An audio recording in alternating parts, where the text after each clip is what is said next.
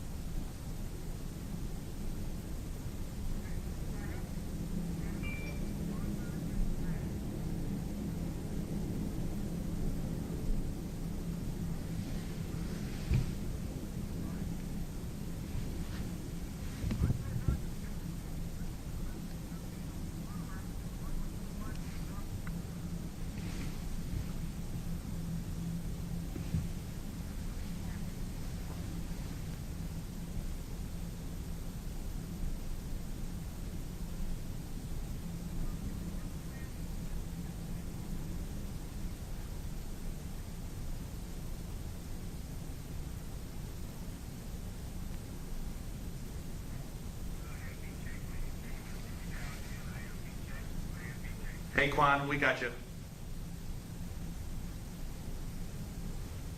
Hey, how are you?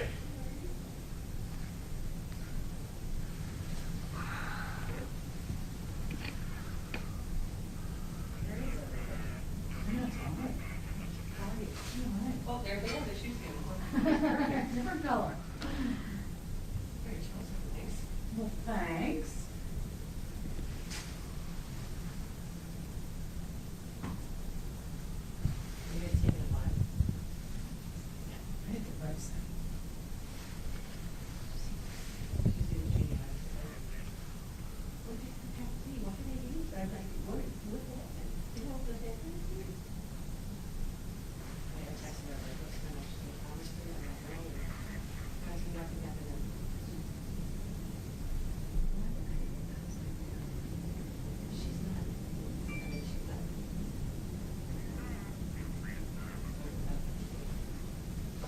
He's got to walk in first.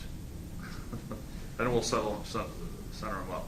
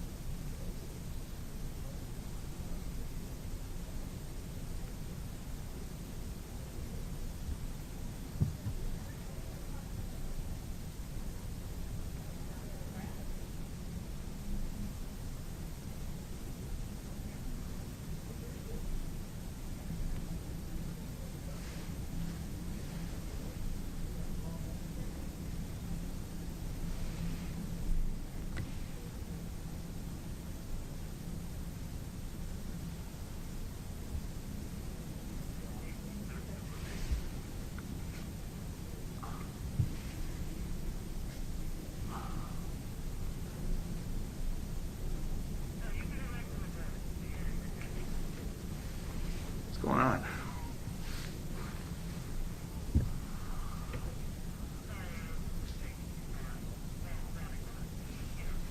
Okay, I got you.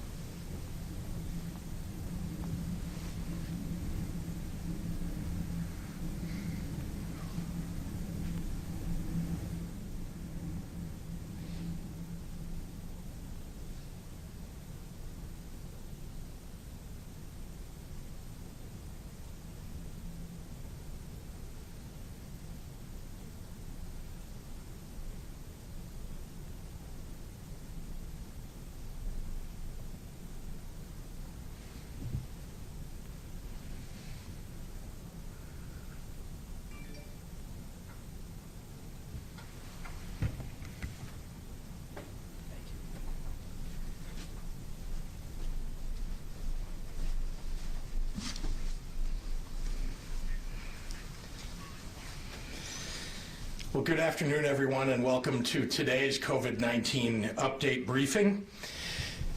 3 weeks ago, August 19th, stricter mitigations took effect in the Metro East region. And after 2 weeks of exceedingly high positivity rates, that region joined Region 7, Will and Kankakee counties, in operating under even stricter mitigations. While unfortunately Region 4, home to the Metro East, continues to see high rates of community spread with a 7-day rolling average of 10.1%, we've been pleased to see the beginning of a downward trend in Region 7. That's Will and Kankakee counties, and they have reduced their positivity rates with a current 7-day rolling average of 7.5%. As I've outlined, the region would face a 14-day minimum under those mitigations. If the positivity rate averaged equal to or less than a 6.5% average at that time, the region would return to Phase 4 mitigations under the Restore Illinois plan.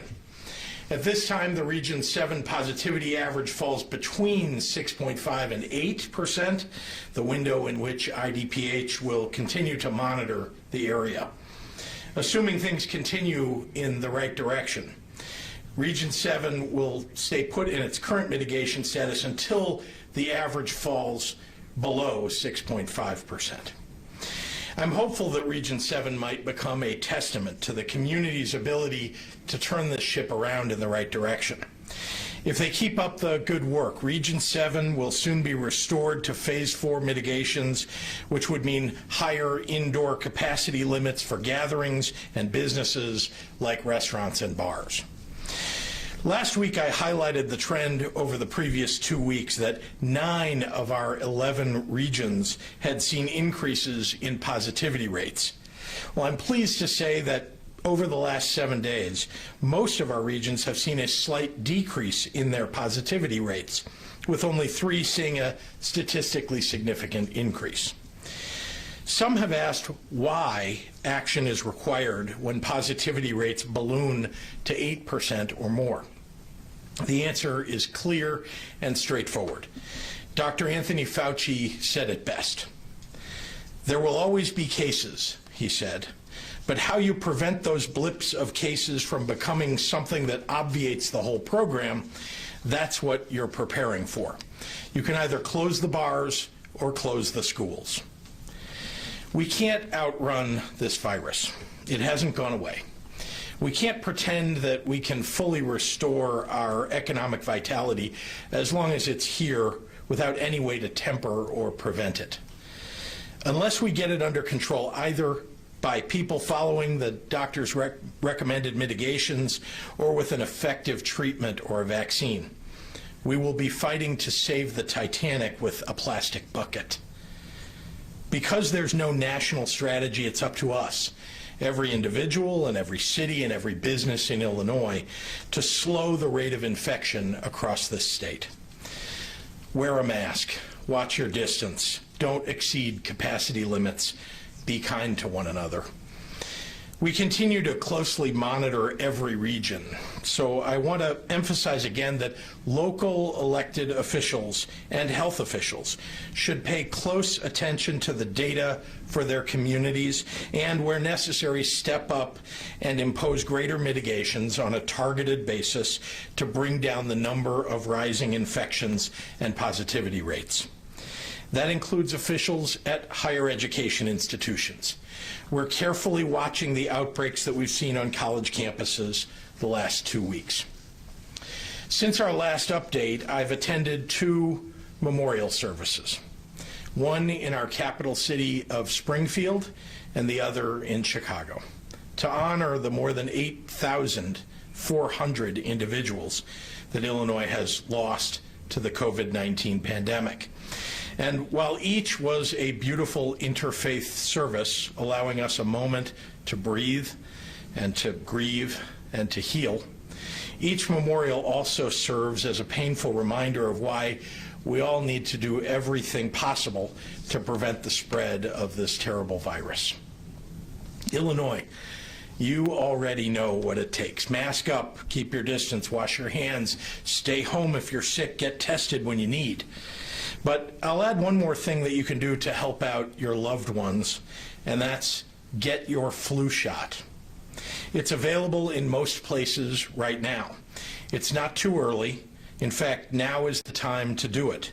And as we continue to battle the COVID-19 pandemic, getting your flu shot has never been more important.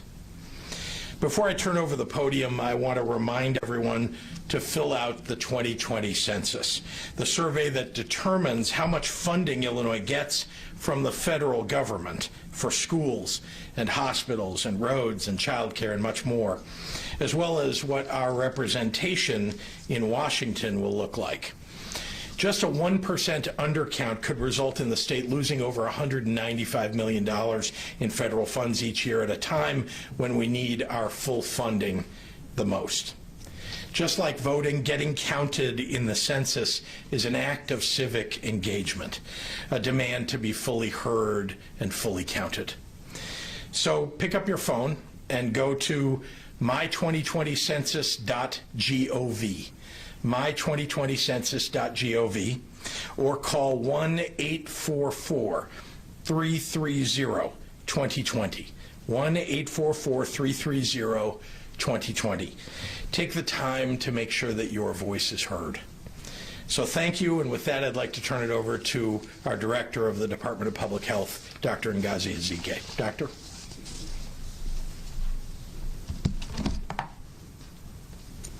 Thank you, Governor.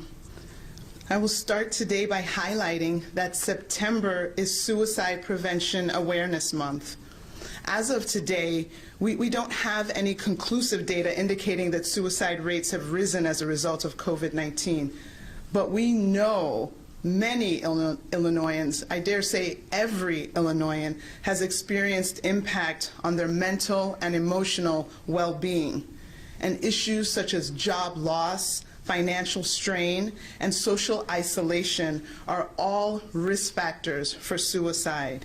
If you or someone you know is in an emergency situation, please call the National Suicide Prevention Lifeline at 1-800-273-TALK, T-A-L-K, or 1-800-273-8255. Today, we are reporting 1,953 individuals who have been newly diagnosed with COVID-19 and 28 individuals who have sadly passed on. This brings the total number of individuals in Illinois to 255,643, and the total number of lives lost to 8,242.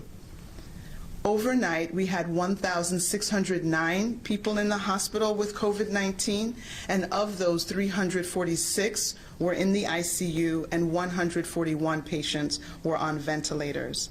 In the last 24 hours, almost 49,000 lab results were resulted to bring our total testing number to 4,575,000. There is much we still need to learn about this virus. We're still learning if a person can be reinfected, and if so, after what time frame. We're still learning how much viral load is present before someone starts showing symptoms. We're still learning what medicines can be most effective to treat this virus. But there are things that we do know. We do know that pre-symptomatic and asymptomatic transmission are possible. Just for review, pre-symptomatic means the time before the development of a cough or shortness of breath or loss of taste. And asymptomatic means that someone who was infected but never developed a symptom throughout. Studies have shown that the viral load actually peaks in the days before any symptoms show. And we know that just general speaking is enough to expel droplets that carry the virus and could affect another. A medical article recently published entitled Face Mask Against COVID-19 states that the available evidence suggests that near universal adoption of non-medical masks when out in public in combination with complementary public health measures could successfully reduce effective R to below 1.0, which thereby would stop community spread. This means that if we all wear masks and keep our distance and wash our hands, we can help reduce that effective R. If you recall, that is the number that tells us how many people will be infected by that individual who does have the infection. This ultimately slows the spread of the virus to the point where it will actually stop circulating. Our effective R is currently just above 1. We're so close, so these additional steps will get us where we need to be. Models do suggest that public mask wearing is most effective at stopping spread of the virus when compliance is high. That means the vast majority of people need to be wearing the face covering. We've all got to do this together. In one simulation, researchers predicted that 80% of the population wearing masks could do as much or even more to reduce COVID spread than a lockdown. There may be some disagreements out there, but there are things that we can all agree on. We all want our kids in school. We all want our restaurants open. We all want all of our businesses open. And we can do that by wearing a mask. Wear a mask. There's power in your face covering. Collectively, we could save thousands of lives. And we could save millions of dollars when we think of the jobs saved, the businesses saved, the healthcare dollars saved. And don't forget the examples that we've already talked about where wearing a mask when actual infection was already in place and transmission did not occur. There was a man that flew from China to Toronto and subsequently tested positive for COVID-19. He was actually symptomatic on the plane. This is a 14-hour flight. He was subsequently diagnosed, and they went back to track the 25 people in the rows and seats closest to him. None of those 15 people tested positive for COVID-19 because he wore a mask for the entire time on the flight, and that was the policy on the plane. The other case that I told you about previously in May, where there were 2 hairstylists in a single salon who turned out to be COVID positive. They worked while symptomatic initially, and they had over 140 clients in the time that they were symptomatic, and not a single one of those clients that were tested came up positive. So what more can I tell you? How can we convince you further? Wear a mask. It's really that simple.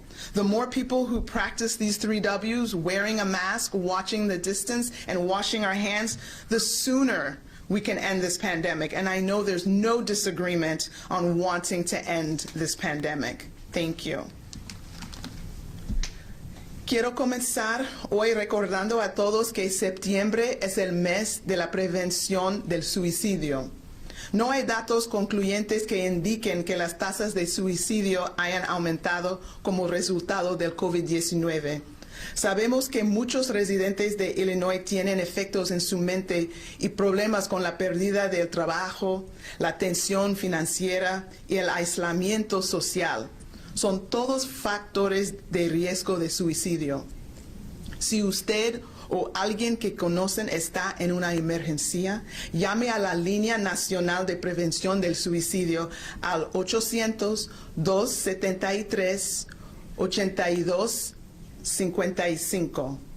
Hoy informó 1,953 personas nuevas con COVID-19 y 28 personas que han muerto. En total, hay más de 255,000 personas con COVID-19 en Illinois y el número total de vidas perdidas son más de 8,200. Desde anoche, 1,609 personas en Illinois estaban en el hospital con COVID-19.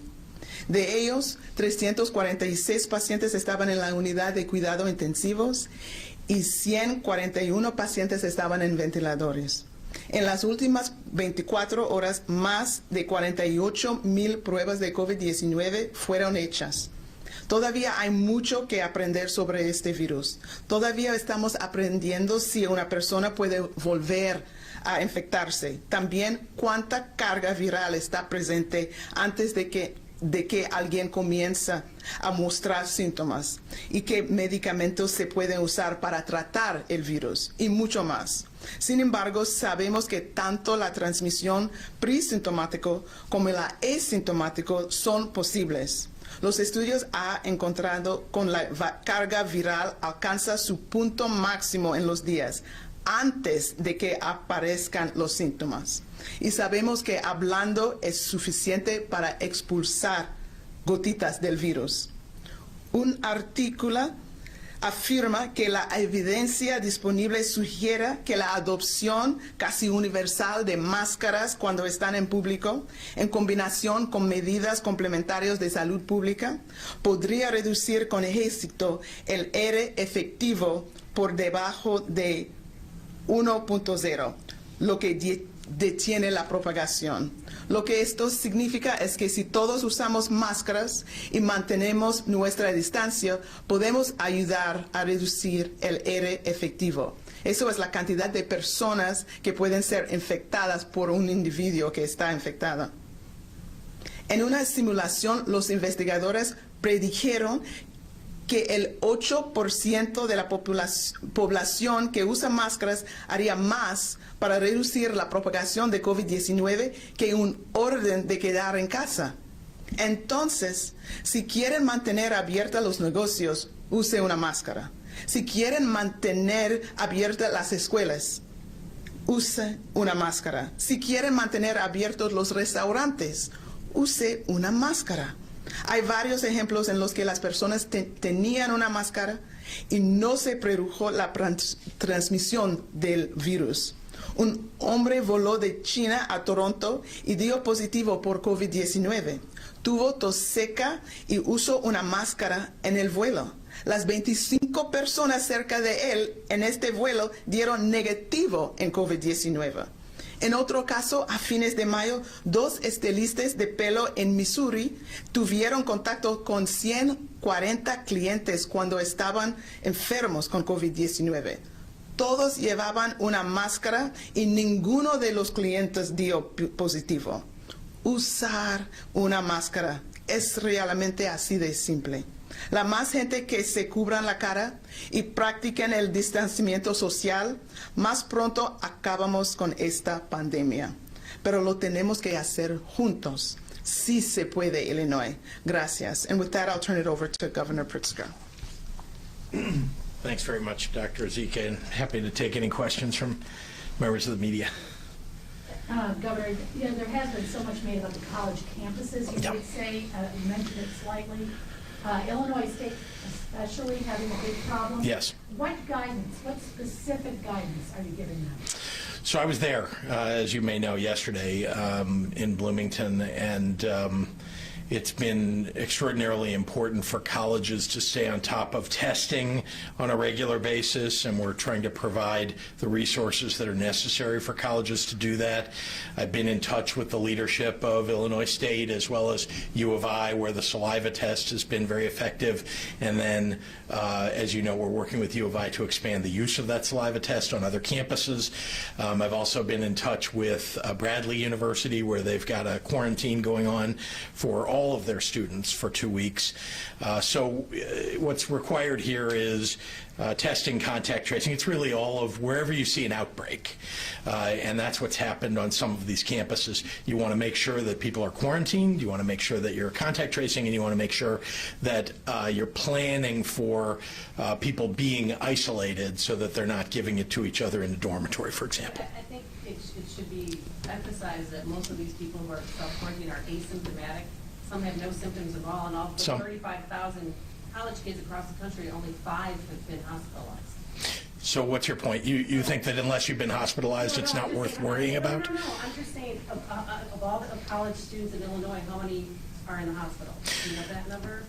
I don't know that number, but I mean, I think you're discounting the idea that getting COVID-19 is serious business. Making sure that someone who has COVID-19 is not spreading it to other people is the reason that you want to quarantine people. So that's critically important. I know there are lots of people who think, well, gee, somebody didn't have to go to the hospital or they didn't die, and therefore, well, there's nothing to it. That's just not accurate. I realize that there are people, particularly followers of the president, who believe that that's true, that it's okay to spread COVID-19 because, hey, if you're not showing symptoms of it, then it's fine. Well, guess what? When people are not wearing masks, when people are just running around asymptomatic, right, and if they're not getting tested but they are positive, they're spreading it to other people, and the result is that it's going into environments in which people who are vulnerable are going to be sick and are going to go to the hospital. And by the way, you should take a look. Our hospitalizations in the state are rising. And this is problematic. So we're watching very closely, even though we've got our positivity rates moving in the right direction in many regions. That hasn't kept people from going to the hospital because, you know, someone who is more likely to end up in the hospital getting it versus somebody who is less likely to end up in the hospital, you just don't know, because you don't know who's got a comorbidity. Everybody who knows they've got one, that's fine. You know you've got a comorbidity and you should take extra care. Many people don't know that they have a comorbidity yet, and then they get COVID-19, and then they end up with a problem. What's the update on that saliva test being used other places? How soon? Yeah. So to remind you, the saliva test was the result of a bridging from the lab at Yale. This is a complexity that maybe people aren't interested in, but FDA allows bridging between one lab and another, and that's essentially what happened between the Yale lab and the U of I lab. The U of I lab now has the ability to bridge the emergency use authorization to other labs. And so they're working with ISU, for example, to try to bridge to ISU. Meanwhile, there is also a challenge to ramp up the amount of equipment that's available for all the other campuses that are across the state of Illinois. Some have it. They have veterinary schools or medical schools where they can use equipment that's already in existence. Some don't.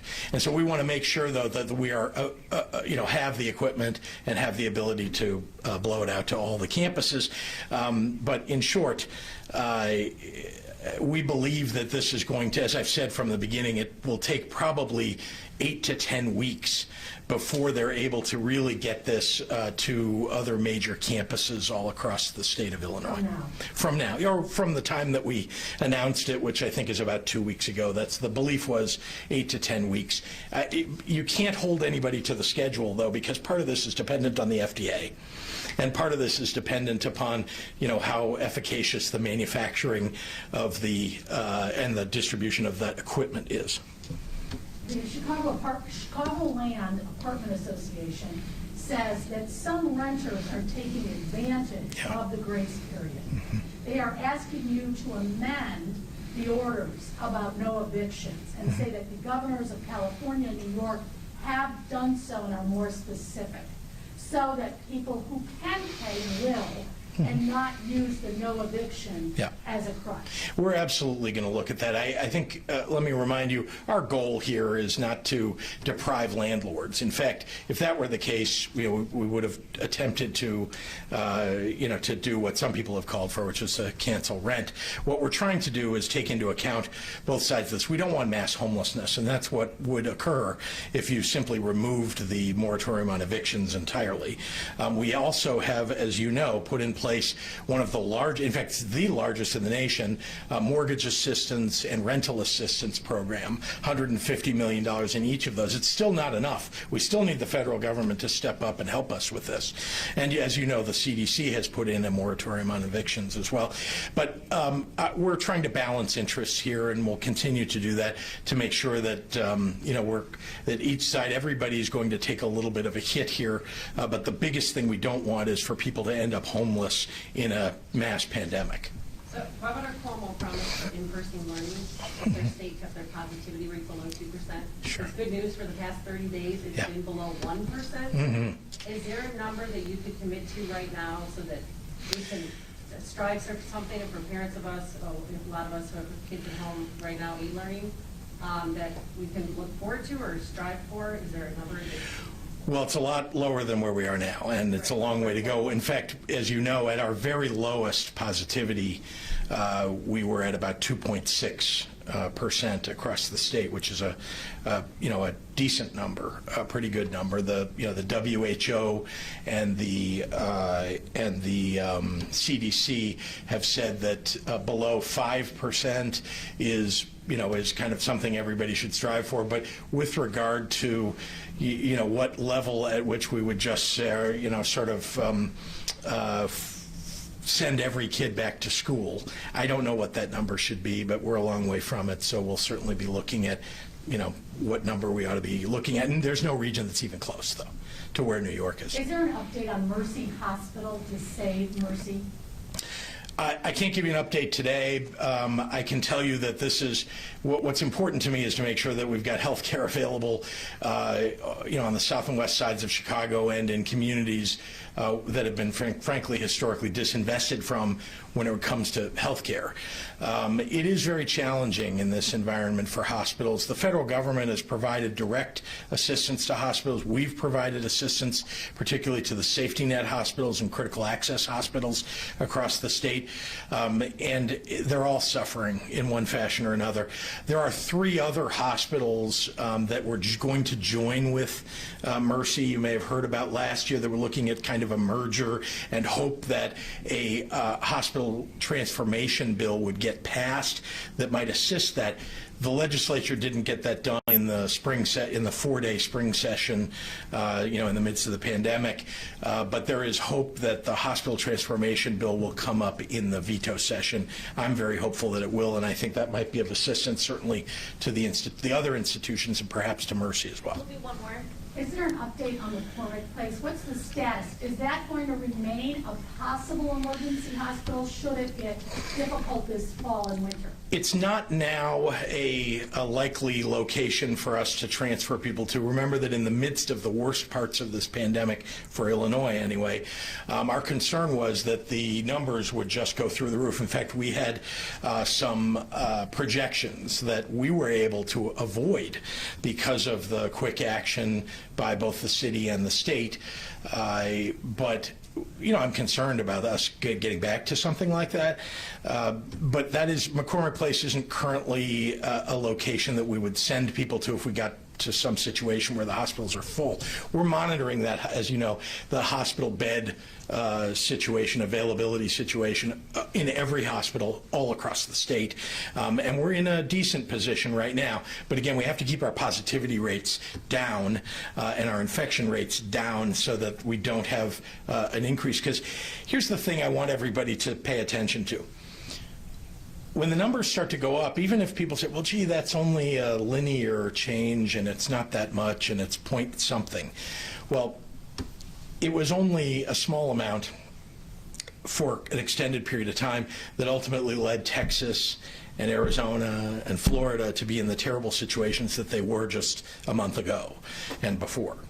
And we don't want to get there. And that's why we have to keep pushing the numbers down so that we can avoid something like that and we can avoid ever using something like the McCormick Place. Right now we have an alternative site that's available in the Chicago area, and we're going to maintain that even though we don't anticipate right now, based upon where we are right now, that we'll be there. But this virus is unpredictable. Where's that site and how many beds? It's the, I forget which, Metro South, thank you, yeah, because we had 3 before. Metro South, yeah. Governor was there and the governor of Louisiana just allowed all fall sports to be played. Is there any chance that could happen here? We're the only state in the Midwest that doesn't have all fall sports. We certainly would have to have our positivity rates come down significantly. All right, thank you.